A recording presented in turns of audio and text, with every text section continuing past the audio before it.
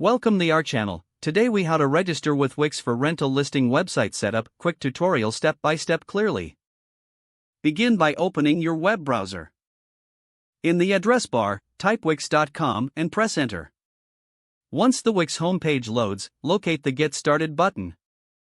Click on the Get Started button. You will be prompted to sign up or log in. If you are a new user, select the option to sign up. Enter your email address and create a password. Alternatively, you can sign up using your Google or Facebook account. After filling in your details, click the Sign Up button. Next, Wix will ask a few questions to customize your experience. You may choose the option most relevant to your project. In this case, select the category related to rental listings. Once you select your category, click Next.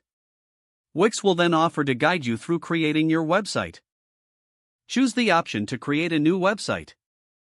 You will then be prompted to select a template. Browse through the available templates designed for rental listings. Pick one that best suits your vision and click Edit. Once the editor opens, you can customize, replace any placeholder text and images with your own content. To add rental listings, look for the Add button on the left side menu. Click on Add and select List.